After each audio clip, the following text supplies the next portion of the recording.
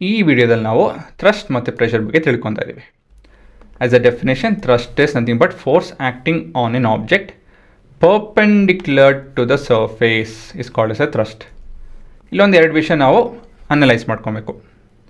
ಮೊದಲನೇ ವಿಷಯ ಏನಂತ ಹೇಳಿದ್ರೆ, say this box represents all the forces in nature. ಈ ಬಾಕ್ಸಲ್ಲಿ ನಮ್ಮ ಫೋರ್ಸಸ್ ಬಗ್ಗೆ ಏನೇನು ಗೊತ್ತಿದೆಯೋ, ಯಾವ ರೀತಿಯಲ್ಲಿ ಫೋರ್ಸ್ ಎಕ್ಸಾಕ್ಟ್ ಆಗುತ್ತೋ ಅವೆಲ್ಲ ಫೋರ್ಸು ಈ ಬಾಕ್ಸ್ ಒಳಗೆ ಆಗ್ತು ಅಂತ ಹೇಳಿದ್ರೆ thrust is one of them. ಸರಿನಾ? ಅಂತ ಹೇಳಿದ್ರೆ ಇಂಡೈರೆಕ್ಟಾಗಿ ಏನು ಹೇಳ್ತಾ ಇದ್ದೀನಿ ಅಂದರೆ, thrust is a form of a force. ಹಾಗಾಗಿ ಇದರ SI ಯೂನಿಟ್ ಬಂದು ನ್ಯೂಟನ್ ಬರುತ್ತೆ. ಫಾರ್ಮುಲಾ ಬಂದು ಮಾಸ್ ಇಂಟು ಆಕ್ಸಲರೇಷನ್ ಕೂಡ ಉಪಯೋಗಿಸ್ಬೋದು. So thrust is a form of a force. ಅದು ಮೊದಲು ನೀವು ಅರ್ಥ ಮಾಡ್ಕೊಬೇಕು. ಎರಡನೇ ವಿಷಯ ಏನಪ್ಪ ಅಂತ ಹೇಳಿದ್ರೆ, ದ ಪರ್ಪೆಂಡಿಕ್ಯುಲರ್ ಆಸ್ಪೆಕ್ಟ್. ಈ ಪರ್ಪೆಂಡಿಕ್ಯುಲರ್ ವರ್ಡ್ ಏನಕ್ಕೆ ಬಂತಿಲ್ಲಿ? ಪರ್ಪೆಂಡಿಕ್ಯುಲರ್ ಅಂತ ಹೇಳಿದ್ರೆ ಏನೋ 90 ಡಿಗ್ರಿ. ಸೊ ಈ 90 ಡಿಗ್ರಿ ಏನಕ್ಕೆ ಹೇಳ್ತಾ ಇದ್ದಾರೆ, ಏನು ಬಗ್ಗೆ ಮಾತಾಡ್ತಾ ಇದ್ದಾರೆ ಅಂತ ಹೇಳಿದ್ರೆ, ಈ ಒಂದು ಎಕ್ಸಾಂಪಲ್ ಕೊಟ್ಟು ಎಕ್ಸ್ಪ್ಲೇನ್ ಮಾಡ್ತೀನಿ ನೋಡಿ. ದಿಸ್ ಇಸ್ ಅ ಸರ್ಫೇಸ್ ಅವರ ಫ್ಲೋರ್ ಅಂತ ತಿಳ್ಕೊಳ್ಳೋಣ, ನೆಲ ಅಂತ ತಿಳ್ಕೊಳ್ಳೋಣ. ಇಲ್ಲಾಂದರೆ ಯಾವುದೋ ಒಂದು ಟೇಬಲು, ಸರಿನಾ? ಅದ್ರ ಮೇಲೆ ಒಂದು ವಸ್ತು ಇಟ್ಟಿದ್ವಿ. ಇದು ನಾವು ಸೈಡಿಂದ ನೋಡ್ತು ಅಂತ ಹೇಳಿದ್ರೆ, ಅಡ್ಡಡ್ಡ ನೋಡ್ತು ಅಂತ ಹೇಳಿದ್ರೆ ಹೇಗೆ ಕಾಣುತ್ತೆ? ಈ ರೀತಿಯಲ್ಲಿ ಕಾಣುತ್ತೆ. ಒಪ್ಕೊತೀರಾ? ಇದನ್ನು ಕಾಪಿ ಮಾಡ್ಕೊಳ್ಳೋಣ. ಅನಲೈಸ್ ಮಾಡಬೇಕಿದೆ ನಾವು, ಇದ್ರ ಬಗ್ಗೆ ಯೋಚನೆ ಮಾಡ್ಬೇಕು ನಾವು ಇವಾಗ. ಏನಕ್ಕೆ ಇದು ನೋಡ್ತಾ ಇದ್ದೀನಿ ಅಂತ ಹೇಳಿದ್ರೆ, ಇಲ್ಲಿ ನೋಡಿ, ಇವಾಗ ಇದು ಇದ್ರ ಮೇಲೆ ತೂಕ ಬೀಳ್ತಾ ಇದೆ. ಈ ಆಬ್ಜೆಕ್ಟು ಈ ಟೇಬಲ್ ಮೇಲೆ ತೂಕ ಬೀಳ್ತಾ ಇದೆ ಅಲ್ವಾ? ಈ ವಸ್ತು ಈ ಟೇಬಲ್ ಮೇಲೆ ತೂಕ ಬೀಳ್ತಾ ಇದೆ. ತೂಕ ಹೇಗೆ ಬೀಳುತ್ತೆ, ಹೇಗಿರುತ್ತೆ ಅಂತ ಹೇಳಿದ್ರೆ, ಇಟ್ ವಿಲ್ ಬಿ ಪರ್ಪೆಂಡಿಕ್ಯುಲರ್.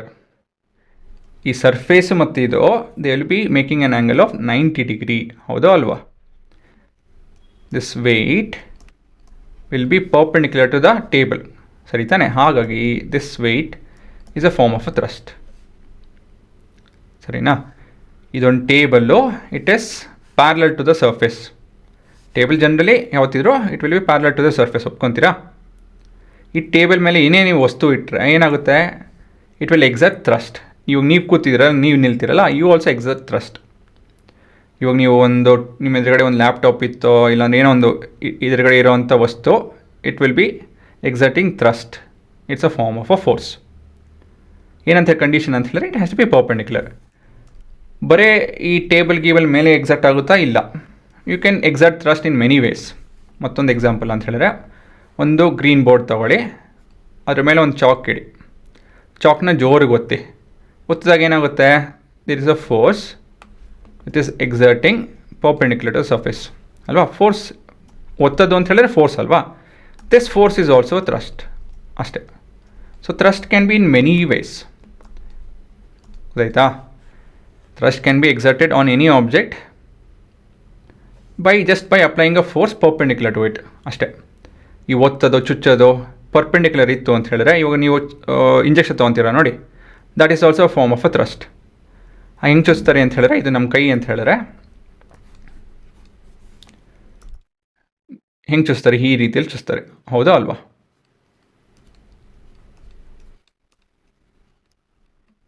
ಸರಿನಾ? So this is also thrust. ಗೊತ್ತಾಯ್ತಾ? So thrust can be in many ways and many forms. ಎಲ್ಲಿ ಬೇಕಾದ್ರೂ ಬರ್ಬೋದು. ಕಂಡೀಷನ್ ಏನಂತ ಹೇಳಿದ್ರೆ, it has to be 90 degree. The force has to be 90 degree ಅಷ್ಟೇ, ಇನ್ನೇನಿಲ್ಲ. ಸರಿನಾ? This is our hand and this is a needle ಅಲ್ಲ, syringe.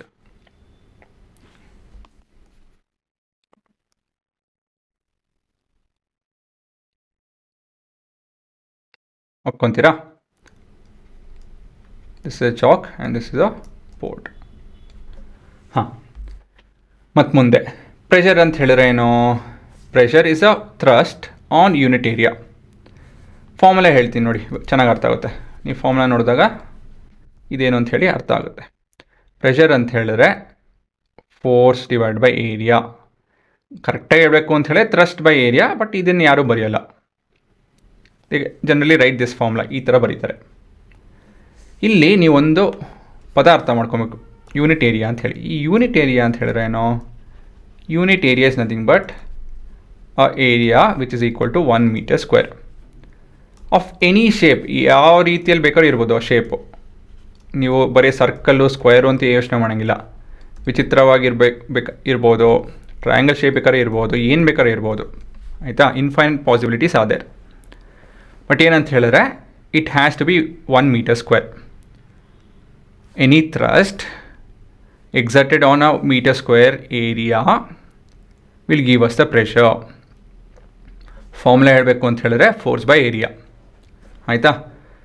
ಈ ಸ್ಟೇಟ್ಮೆಂಟ್ ನಿಮ್ಗೆ ಸರಿಯಾಗಿ ಅರ್ಥ ಆಗಲಿಲ್ಲ ಅಂತ ಹೇಳಿದ್ರೆ ನಾವು ಮುಂದಿನ ವೀಡಿಯೋದಲ್ಲಿ ಹೋಗಿ ಇದನ್ನು ನೋಡ್ತೀವಿ. ಈ ಯೂನಿಟ್ ಏರಿಯಾ ಅಂತ ಹೇಳಿದ್ರೆ ಏನೋ, thrust on unit area is called S pressure. ಇದು ಸ್ವಲ್ಪ ಇನ್ನೂ ಡೀಟೇಲಾಗಿ ಅರ್ಥ ಮಾಡ್ಕೊತೀವಿ.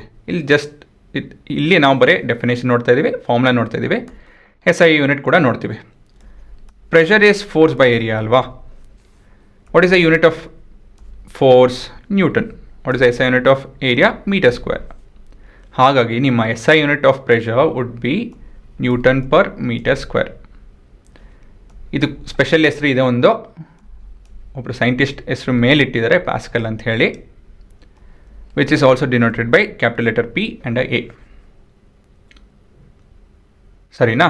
So this is your pressure. Introduction ಅಷ್ಟೇ, ಡೀಟೇಲಾಗಿ ಮತ್ತಿನ್ನೂ ಚೆನ್ನಾಗಿ ಕಲಿತೀವಿ, ಇದನ್ನು ಎಕ್ಸ್ಪೆರಿಮೆಂಟ್ ಕೂಡ ಮಾಡ್ತೀವಿ. ಸೊ ನೀವು ಕೂಡ ಮಾಡ್ಬೋದು, ಆಯಿತಾ. ಸೊ ಇದ್ರ ಬಗ್ಗೆ ಇನ್ನೂ ಚೆನ್ನಾಗಿ ಅರ್ಥ ಮಾಡ್ಕೊಳ್ಳೋಣ.